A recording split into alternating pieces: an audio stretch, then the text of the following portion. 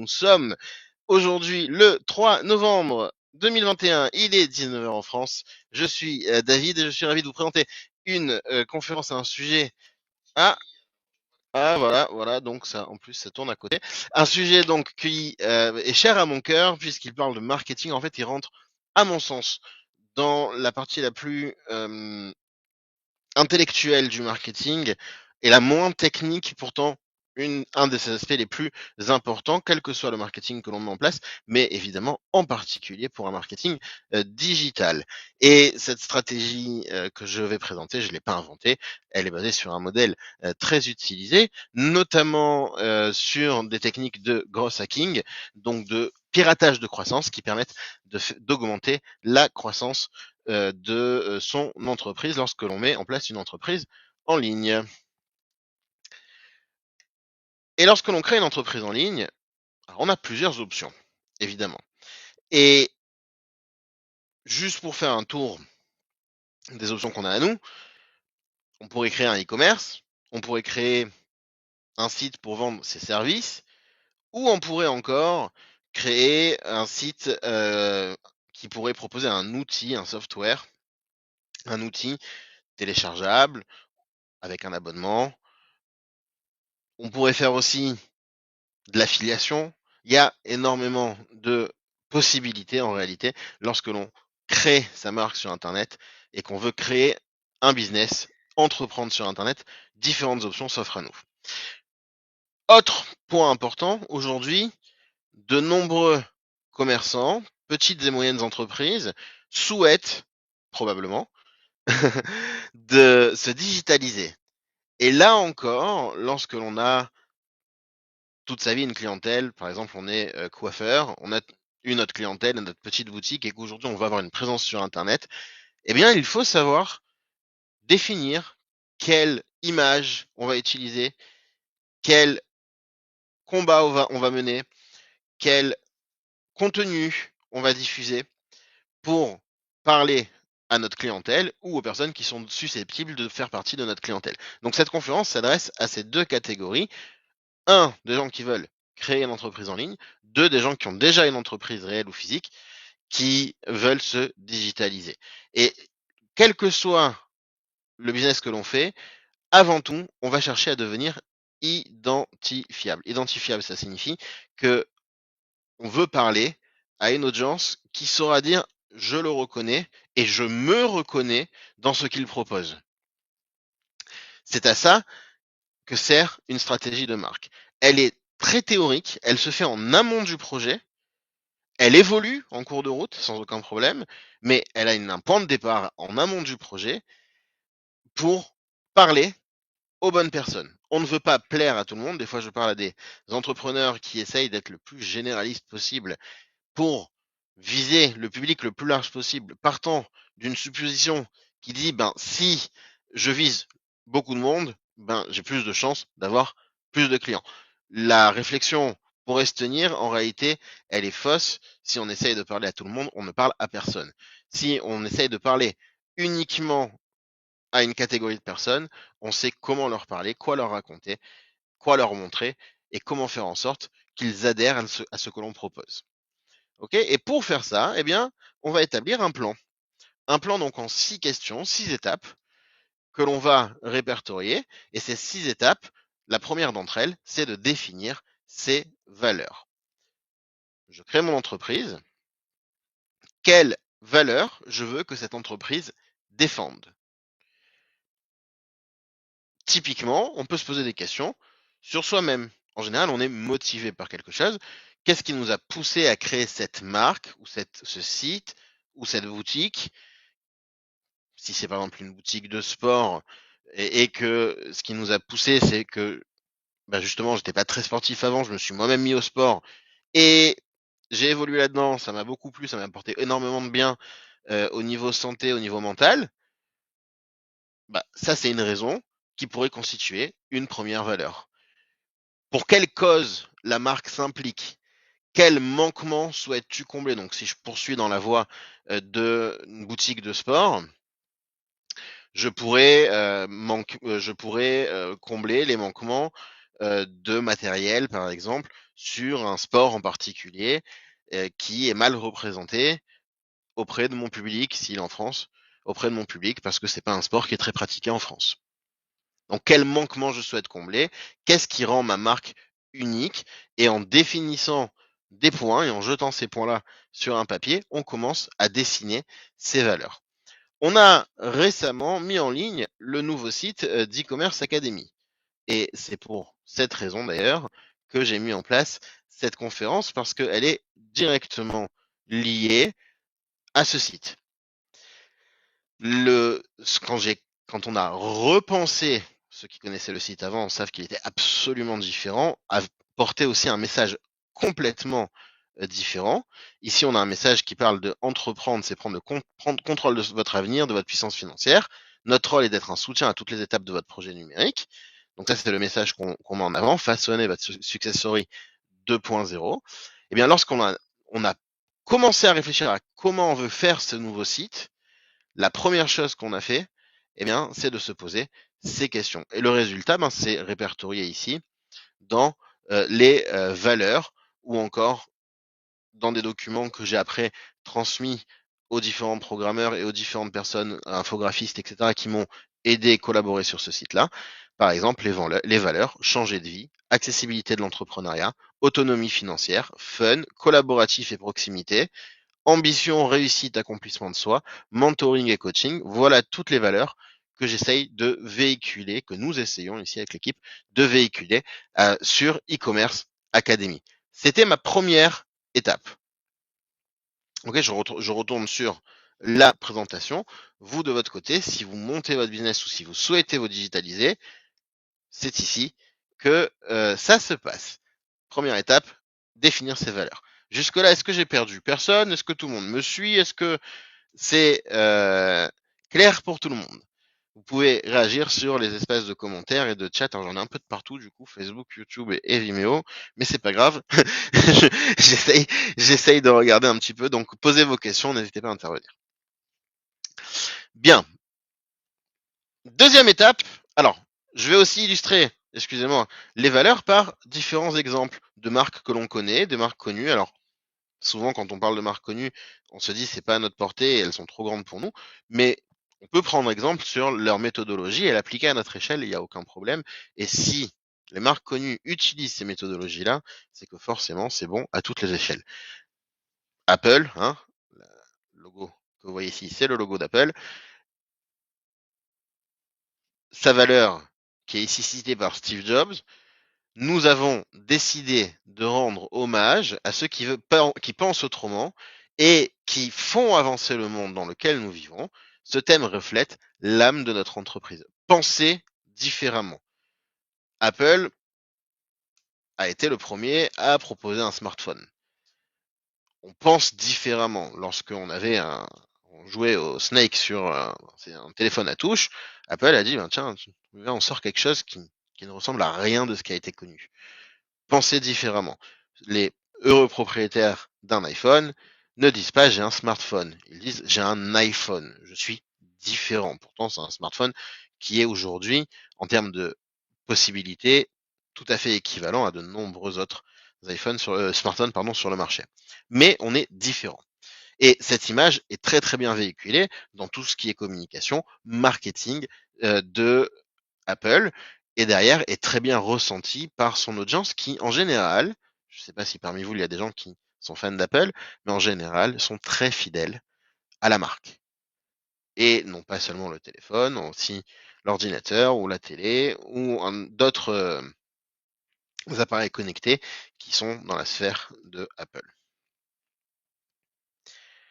Ok. Deuxième exemple, excusez-moi, je veux vite passer aux étapes suivantes. Deuxième exemple, l'Orange Attitude. L'Orange Attitude repose sur 6 principes fondamentaux: la proximité, le dynamisme, la simplicité, la modernité, la transparence, la responsabilité. Donc on a 6 axes, c'est 6 valeurs. 6 valeurs clairement annoncées par Orange. Nous aussi, je vous remonte le brief que j'ai 6, 7, 8 valeurs que j'essaye de mettre en avant. Faut pas non plus en abuser. Voilà, 8, j'ai déjà poussé le le raisonnement à son comble, même 3 à 4 valeurs à mettre en avant, c'est déjà largement suffisant. Et enfin, Nestlé, comme dernier exemple, adhère aux valeurs du développement durable qui concilie le développement social, croissance économique et respect de l'environnement. Et si vous essayez de vous remémorer les publicités que Nestlé fait passer, que ce soit sur les réseaux ou à la télévision, eh bien, on va à chaque fois retrouver ce genre de message qui est mis en avant. Et moi, je bois à votre santé. Super.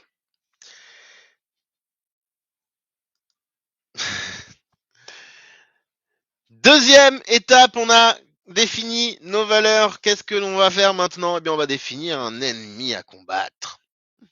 Un ennemi à combattre, un ennemi désigné, officiel, peut être une personne, même si c'est pas très très sympathique, mais est surtout un concept. Qu'est-ce que l'on ne veut surtout pas représenter? Si je fais, encore une fois, ma boutique de sport, je peux me battre contre la malbouffe, par exemple, contre le surpoids. Bon, je suis assez mal placé pour parler de boutique de sport et de malbouffe et de surpoids, parce que je suis l'inverse de ce que je parle, mais je parle ici uniquement à titre d'exemple. Mais, encore une fois, on se positionne aussi contre quelque chose. Mettons que l'on va faire un site qui propose des services graphiques. Ok, je suis graphiste, d'accord, et je veux proposer mes services. Ce que je ne veux surtout pas représenter, c'est le côté ringard. Voilà, je veux pas avoir à représenter l'image de la ringardise. Je peux me battre contre les ringards. Et je peux le désigner dans mes communications, et au contraire, je vais même fédérer en désignant un ennemi. Et quand je dis en désignant un ennemi, vous avez compris ici que je privilégie de désigner un concept plutôt qu'une personne.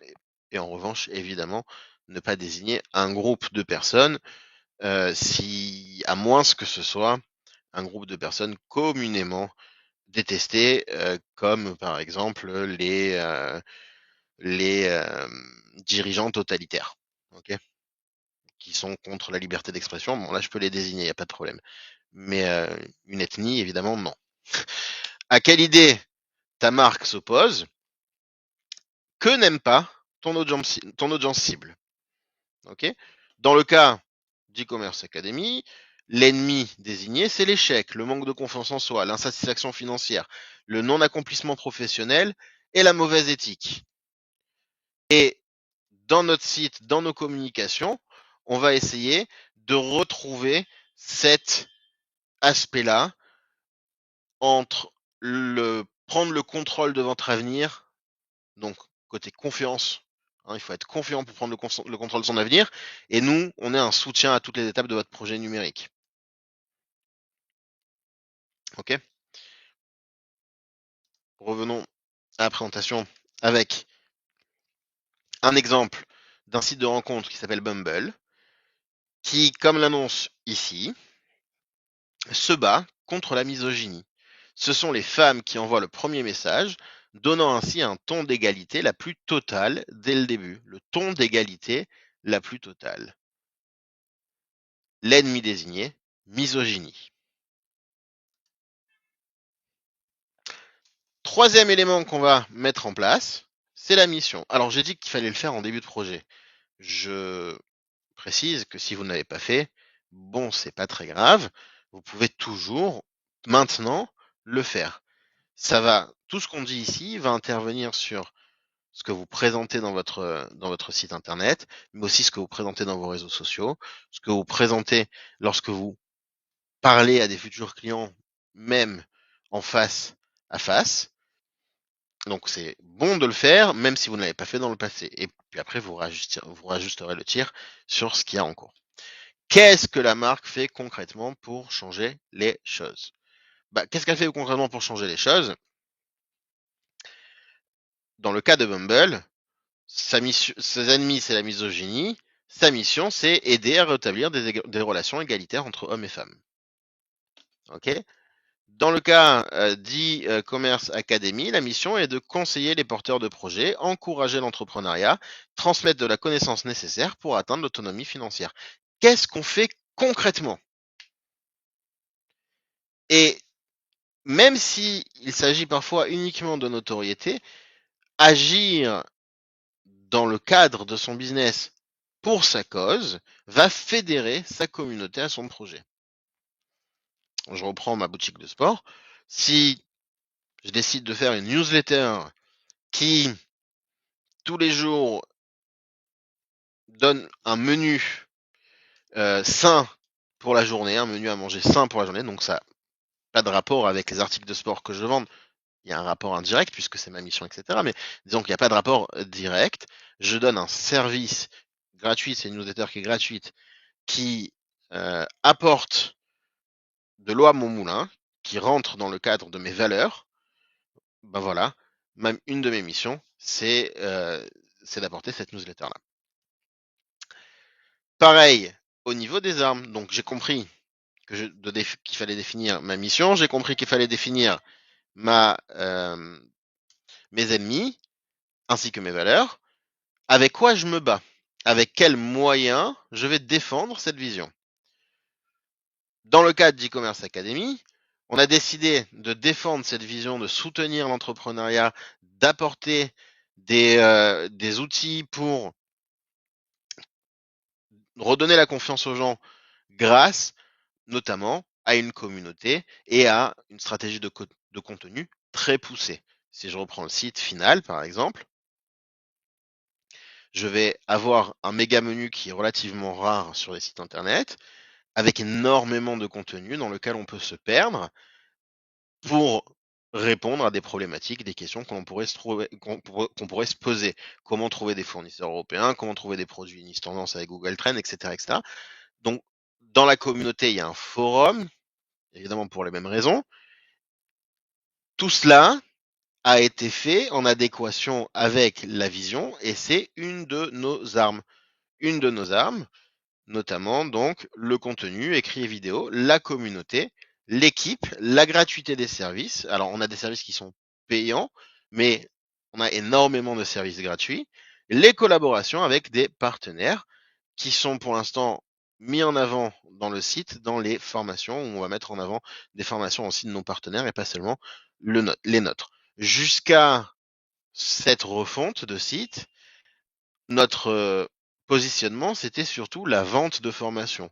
Le site précédent était surtout une vitrine pour proposer nos services. Aujourd'hui, le site d'e-commerce academy propose toujours nos services. Hein. Si vous allez dans Je me forme et vous avez ici les cursus que l'on propose, ils y sont toujours. Hein, ils y sont bien. En revanche, à côté de ça, il propose énormément de choses en contenu gratuit. Même les formations, on a une section de formation gratuite et on a une section de formation à petit prix. Et même lorsque c'est possible, on va proposer même des formations qui sont peut-être pas gratuites chez nous, mais qui sont proposées aussi par des partenaires à nous et qui pourraient être financées à 100%. Vous voyez ici, cette formation, par exemple, est proposée par un de nos partenaires, un organisme partenaire, qui lui peut proposer des financements. Donc c'est finançable. Et ceux qui peuvent bénéficier de ce financement, eh bien, peuvent suivre cette formation avec un financement d'État par le biais d'un de nos partenaires. Et pour ça, bon, on a mis en place des éléments qui permettent de vérifier son éligibilité ou de faire une demande de renseignement. En cliquant dessus, vous pouvez prendre rendez-vous d'ailleurs à ce niveau-là. Et j'ouvre une parenthèse petite, je reviendrai en fin de conférence.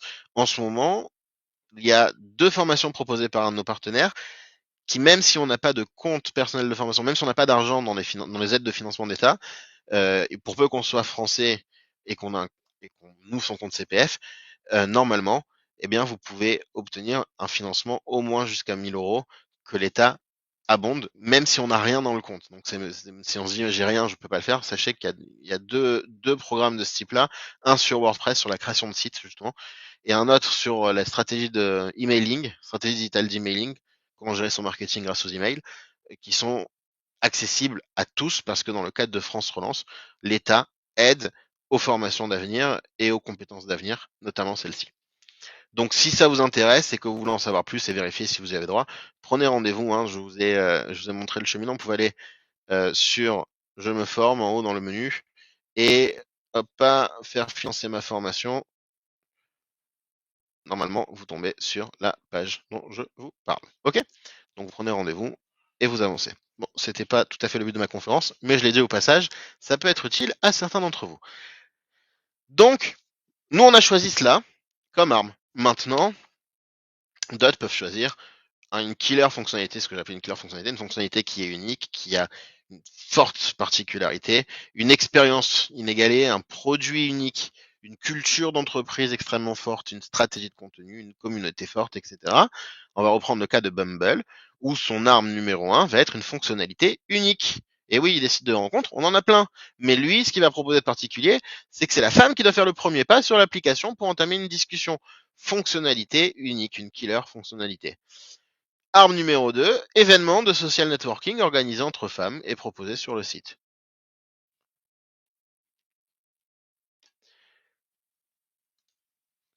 La tonalité. On a défini tous ces points-là.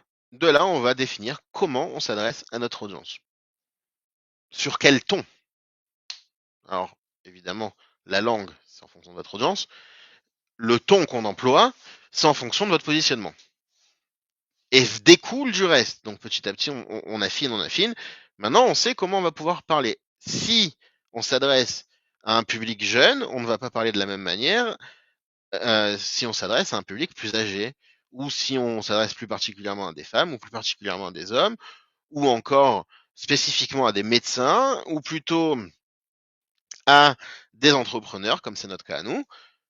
À chaque fois, on va essayer de choisir la tonalité qui colle le mieux. Humour, ça peut être un axe. Décalé, est-ce qu'on tutoie, est-ce qu'on vous voit, est-ce qu'on est nostalgique, est-ce qu'au contraire on est soutenu. À l'inverse, on parle en mode argot, on essaie d'être proche, ou l'inverse. Quel est notre slogan? Je vous reprends ici e-commerce academy en exemple.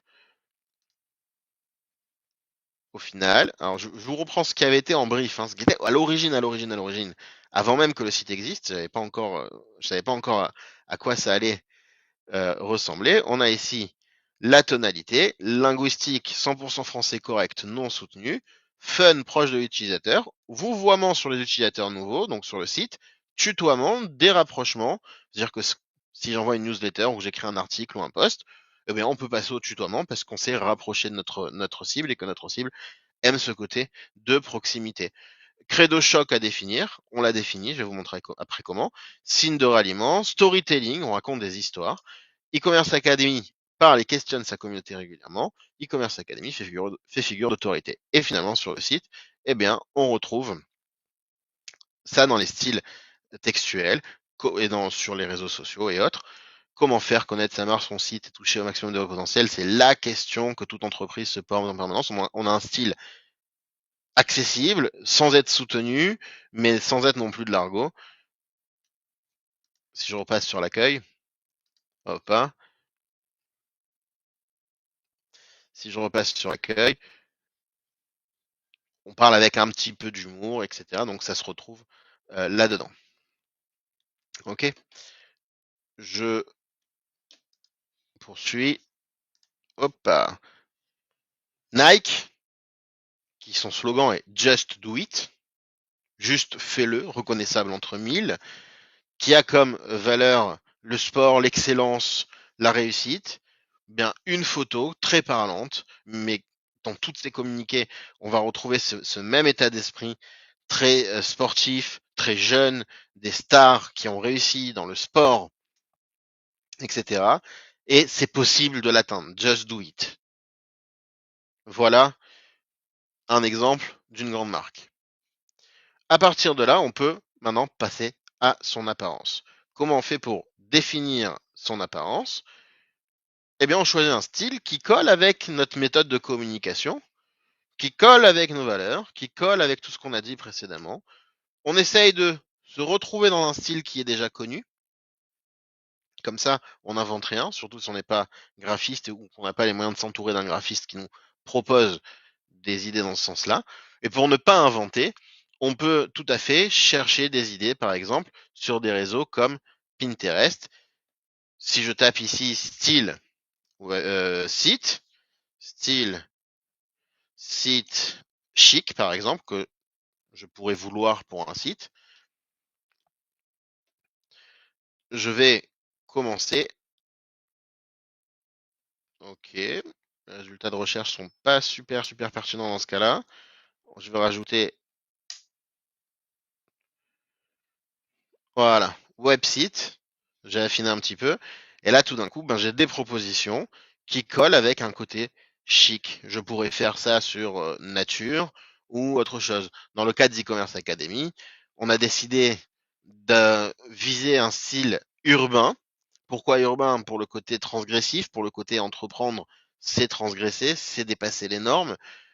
Et on se retrouve avec des visuels qui sont comme ça. Et c'est parti aussi d'une recherche Pinterest, où j'ai essayé de récupérer un maximum d'idées.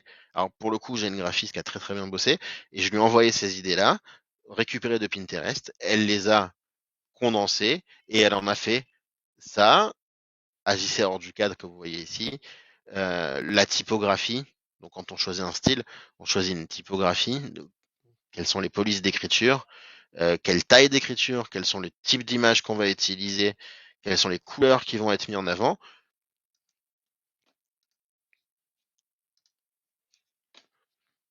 Normalement, on reçoit on met en place une charte graphique qui ressemble à ça. Alors, pas toutes les chartes graphiques ne ressemblent exactement à ça, mais dans l'idée, on va retrouver le logo qu'on veut mettre en avant, les couleurs que l'on va utiliser, la couleur principale, les couleurs secondaires qui viennent appuyer la couleur principale, quelle police on met en avant sur les titres, sur les paragraphes, les logos, les petits logos, les petits pictos qu'on peut utiliser, etc., etc. Donc ça, c'est clairement un travail qui a été déduit d'une recherche Pinterest à l'origine, sans aucun doute. Donc ça, c'est un résultat de recherche Pinterest pour vous donner un exemple. Maintenant, vous voulez vous adresser à une communauté. Vous voulez vous adresser à des gens en particulier que vous avez ciblés par vos ennemis en commun, par vos valeurs, qu'on a dit au tout début. Ces gens-là, ils ont probablement un avis à vous donner. Et si vous arrivez à leur parler, et c'est facile aujourd'hui avec les réseaux sociaux de poser des questions dans des groupes qui réunissent les valeurs que l'on veut représenter, eh bien, c'est plutôt à eux de décider pour vous. Je le dis parce que la première chose à faire, c'est de demander à son audience son avis. Pour vous donner un exemple, le choix du logo d'e-commerce academy, on l'avait soumis au vote. On avait deux propositions, après on en a eu d'autres, mais on est parti sur ces deux premières propositions, et c'est finalement le premier qui a récolté une très nette majorité des votes. Le slogan dont je parlais tout à l'heure, je vais y revenir, lui aussi a été choisi suite à un vote. Est-ce que ça serait le mouvement des entrepreneurs 2.0, le mouvement des e-entrepreneurs, la communauté des entrepreneurs, etc., etc. Donc ce vote a été soumis dans plusieurs newsletters, sur plusieurs vidéos, on les a relayés sur les réseaux sociaux. Au final, on a laissé notre audience dire c'est ça qui nous convient le mieux. Et au final, le résultat, vous le voyez, la proposition A, c'est celle qui a remporté 50% des voix sur le slogan, et la première proposition de logo, c'est celle qui a récolté près de 70% des voix. Et bien sur notre site, on va retrouver e-commerce academy avec le slogan, alors qui est pas ici, mais qui est dans les baselines de nos logos quand ils sont pas sur le site, que l'on retrouve comme vous voyez là d'ailleurs, le mouvement des entrepreneurs 2.0. Ok? Est-ce qu'il y a des questions? Est-ce qu'on peut avancer? Est-ce que tout va bien? Alors, du coup, j'ai perdu Facebook. Je sais pas si ça fonctionne bien, mais c'est pas grave. Bon, on arrive de toutes les manières, plus ou moins, au bout de cette présentation. On a passé une bonne demi-heure ensemble et je suis ravi de l'avoir animé avec vous. Donc, si vous avez des questions, c'est plutôt le moment. Je vais peut-être refaire un tour général de tout ce qu'on a dit en conclusion. Vous rappelez aussi 2-3 petits trucs et je vous laisserai vaquer à vos occupations. Donc s'il faut retenir quelque chose avant tout, c'est qu'il faut se poser des questions quand on crée une activité et lorsque l'on veut se positionner sur du numérique ou se reconvertir sur du numérique. Il faut définir qui on est et ce qu'on veut montrer de nous. Et pour définir ça, on peut le faire en se disant je sais le faire, ou alors on peut utiliser des méthodologies qui sont existantes, dont l'une d'entre elles que je vais vous présenter ce soir, en définissant ses valeurs, ses ennemis, sa mission, ses armes, sa tonalité et son visuel, son apparence. Si vous faites ce cheminement-là, faites-le par écrit. Parce que en le faisant par écrit, vous allez avoir énormément d'idées qui vont sortir, qui vont jaillir, et vous allez aussi devoir faire des choix. Et forcez-vous à éliminer des choix. Et je suis bien placé pour le savoir parce que j'ai tendance à vouloir en faire trop toujours. Et je me retrouve avec des listes de 15 et 20 et 30 points des fois. Et au final, il faut en sortir 5, 6, 7, 8. Et 7 et 8, c'est déjà trop d'ailleurs. donc, donc, faites des choix et restreignez-vous pour toucher les bonnes personnes, ceux à qui vous parlez, et ceux qui vont adhérer à votre projet et qui vont finalement devenir clients chez vous. C'est à eux que vous parlez. À celui qui, quelque part, au final, va passer la carte bleue. Mais avant ça, il doit être convaincu par ce que vous proposez, et pour être convaincu, il doit se reconnaître dans ce que vous proposez. Ok, donc ça c'est le point le plus important. Donc vous les mettez par écrit, vous faites vos choix, et à partir de là, ben, vous définissez le site web que vous voulez mettre en place, à quoi il va ressembler, quel genre de texte je vais utiliser, quel genre de descriptif produit je vais mettre en place, quelle communication je vais mettre en place sur les réseaux sociaux. Tenez, si je reprends ici la stratégie de contenu qui est vraiment très très très très antérieure au site, hein. Je l'ai faite il y a peut-être un an. Hein. Je définis par rapport à tout ce qu'on a fait précédemment que mes stratégies, mes canaux de diffusion, ben, ce seront des blogs, un mail, des webinars, des YouTube qui seront prioritaires, un Facebook qui sera secondaire, un Instagram qui sera secondaire aussi, et des tertiaires qui seront Telegram, Twitter, Pinterest et LinkedIn. Okay, et en fonction de ça, eh bien, je vais définir que toutes les semaines, eh bien, je vais publier sur le blog une fois par mois un article de 1500 mots, une à deux fois par semaine un article de 300 mots, dans lequel je vais essayer d'alterner tel et tel et tel sujet, dans telle et telle thématique, ce qu'on appelle les content pillars, mais là, c'est pas le sujet de notre conférence, mais ça découle de toute cette histoire de positionnement que j'ai fait avant. Dans la newsletter, je vais essayer de relayer ça et ça. Dans le webinar, je vais essayer de faire tel et tel événement. Dans les publications YouTube, je vais essayer de faire ces choses-là. Et puis dans les publications Instagram, je vais plutôt, ou dans les autres réseaux par exemple, je vais plutôt faire des reposts automatiques de ce qui se passe sur mon blog. Donc je vais automatiser une partie de... Et oui, parce qu'il faut faire des choix. Faire des choix, ça veut dire quoi? Donc je vous ai mis transparent toute ma stratégie. Parce que pour faire des choix, parce que lorsqu'on travaille sur Internet, on est très vite perdu. On peut se dire on va être sur Instagram, on peut se dire on va être sur Facebook, on va être sur Google, on veut être sur YouTube, on veut faire du blog, on veut faire du webinar, on veut faire des newsletters, on veut faire ci, on veut faire ça. On veut tout d'un coup WhatsApp ça marche bien, mais on veut se mettre sur WhatsApp, etc., etc. Mais au final, si on fait tout, on ne fait rien parce que c'est impossible à tout faire. Et pourtant, j'ai une belle équipe et je ne peux pas tout faire. Alors si en plus on est seul à entreprendre ou deux personnes à entreprendre, c'est quasiment impossible. Choisissez un canal de diffusion, un endroit où vous mettez vos messages, voire deux endroits où vous mettez vos messages, et de là, le reste, faites en sorte qu'automatiquement ça soit reposté ou ce soit mis en place. C'est pareil chez nous, à une plus grande échelle, j'ai un peu plus de moyens sur les contenus à diffuser, donc j'ai quelques canaux, mais je les ai pas tous sélectionnés non plus. J'en ai mis de côté, j'en ai mis en tertiaire. Est-ce qu'il y aura, Elodie me demande, des mises à jour au niveau de nos formations? Mais elles sont tout le temps mises à jour. Alors si on a une en particulier qui vous demande une mise à jour, dites-le moi. Mais de façon générale, elles sont tout le temps mises à jour. Actuellement, La formation sur la création de e-commerce sur eBay est en train d'être complètement remodelée et nouvellement mise en ligne. La formation sur WordPress, je vous ai parlé d'un partenaire tout à l'heure qui la propose, mais c'est aussi avec nous sur le socle de la création de la formation. La formation de WordPress est complètement nouvelle. La formation d'emailing est sortie la semaine dernière. Ce sont des formations, comme je vous l'ai dit, sont absolument gratuites si vous avez, même si vous n'avez pas. C'est pas qu'elles sont gratuites, c'est qu'elles sont subventionnables. Ok, c'est pas c'est pas vous qui payez. Elles sont subventionnables à 100%, même quand on n'a pas d'argent dans un compte CPF. Donc, évidemment, il faut vérifier si vous y êtes éligible, mais normalement, beaucoup de gens sont éligibles. Une quasi nette majorité sont éligibles à ce financement-là.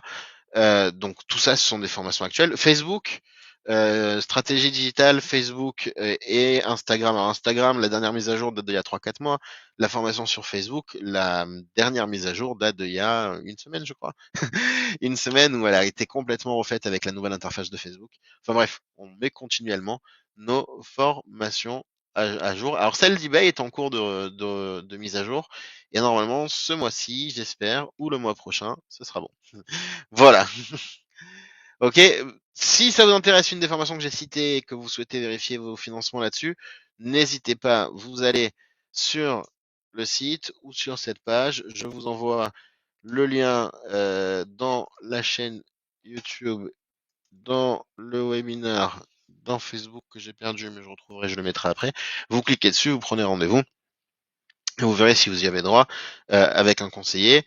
Si vous préférez ne pas passer par un conseiller et vérifier vous-même l'éligibilité, vous pouvez aussi, mais les dernières informations dont j'ai parlé, le financement supplémentaire, ce ne sera pas encore dedans. Vous pouvez le faire via ce formulaire. Mais il vaut mieux que, encore une fois, ce soit un conseiller qui vérifie des droits qui sont peut-être pas dans les formulaires automatiques. Donc voilà, je vous ai mis deux liens, vous pouvez vérifier l'un et l'autre. Et normalement, en lançant votre marque, votre site, que ce soit un e-commerce, du dropshipping ou encore un site de service, ou devenir influenceur, qui là aussi c'est une formation relativement récente, ou tout autre sujet d'entrepreneuriat, faire du marketing digital, etc. Ben, tout ça, vous pouvez en parler avec votre conseiller qui vous aidera à mettre en place votre projet et obtenir des financements pour les sujets sur lesquels vous souhaitez vous faire former. Voilà. Alors attention, précision, nos partenaires et les financements ne sont accessibles que à un public français ou résident français. Ok. Messieurs, dames, j'étais ravi de partager ces moments avec vous. Je vous remercie de m'avoir suivi jusque-là. Je vous souhaite à tous et à toutes une excellente fin de journée